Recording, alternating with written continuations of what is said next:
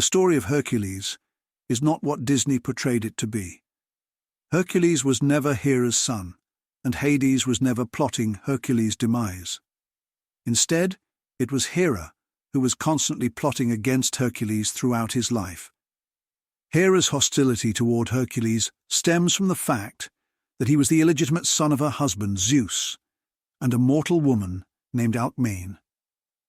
Hera, enraged by Zeus's infidelity, directed her wrath toward Hercules from the moment he was born, and much of his suffering in life can be traced back to her schemes. When Hercules was still an infant, Hera made her first attempt to destroy him. In one version of the myth, she sent 2 giant snakes to kill him in his cradle. However, even as a baby, Hercules was incredibly strong. He strangled the snakes with his bare hands, a sign of his future heroism and divine strength. Hercules grew into a powerful man, but Hera continued to torment him. When Hercules grew up, he married Megara and had children.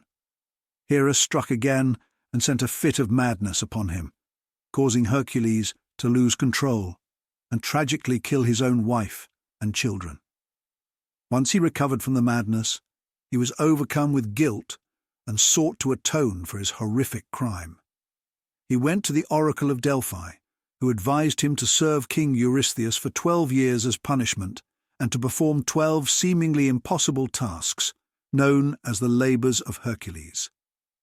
For the first labor, Hercules was tasked with killing the fearsome Nemean lion, whose skin was impervious to weapons. After wrestling the lion, he strangled it with his bare hands and wore its skin as armor. The Nemean lion is the symbol of the zodiac sign Leo. To honor the bravery of both Hercules and the lion was placed in the heavens by the gods as the constellation Leo. Leo became one of the most prominent constellations in the sky, particularly associated with the height of summer, when the sun is strong and the days are long. The second labor was to kill the multi-headed Hydra. Hercules burned the neck stumps after cutting off each head to prevent them from regrowing, and with the help of his nephew Iolaus, he ultimately defeated the beast. The third labor was to capture the golden hind of Artemis. He pursued it for a year, before finally catching it without harming it. The fourth labor was to capture the Erymanthian boar alive. He chased the boar until it was exhausted and then brought it back to Eurystheus, who was terrified of the creature. For the fifth labor, Hercules was tasked with cleaning the stables of King Augeas, which housed a massive number of cattle and had not been cleaned for years. He accomplished this by diverting 2 rivers to wash out the filth in a single day. The sixth labor was to slay the man-eating Stymphalian birds that had metallic beaks and were terrorizing the local population. Hercules used a rattle given to him by Athena to scare them into the air, and then shot them down with arrows. The seventh labor was to capture the Cretan bull that was wreaking havoc in Crete. He subdued it and brought it back to Eurystheus, who released it. The eighth labor was to steal the man-eating horses of King Diomedes of Thrace. He tamed the mares by feeding them their master, Diomedes, and then brought them back to Eurystheus. The ninth labor was to retrieve the girdle, belt, of Hippolyta, the queen of the Amazons. Initially, Hippolyta willingly gave it to him, but Hera stirred up trouble, leading to a battle between Hercules and the Amazons. The 10th labor was to retrieve the cattle of the 3-bodied giant Geryon. After a long journey to the far west, he defeated Geryon and brought the cattle back to Eurystheus. The 11th labor was to retrieve the golden apples from the garden of the Hesperides, which were guarded by a dragon named Ladon. He tricked Atlas into retrieving the apples for him, while he held up the sky.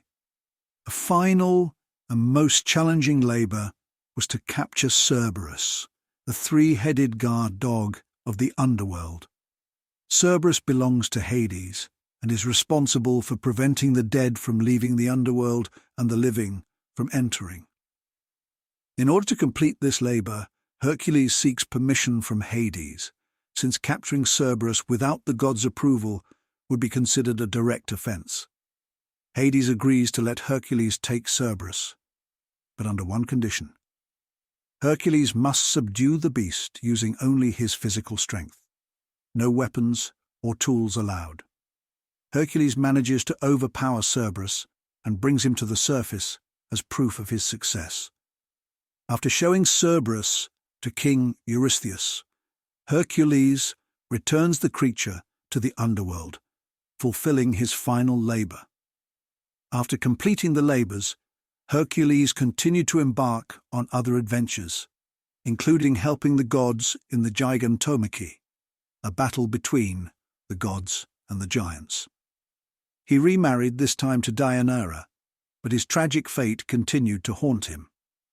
Deianira, fearing Hercules would leave her for another woman, was tricked into giving him a poisoned tunic, which caused unbearable pain when he wore it. Unable to endure the suffering, Hercules built a funeral pyre and threw himself onto it to end his life. In recognition of his heroism, Zeus granted Hercules immortality, and he was taken to Mount Olympus, where he lived among the gods.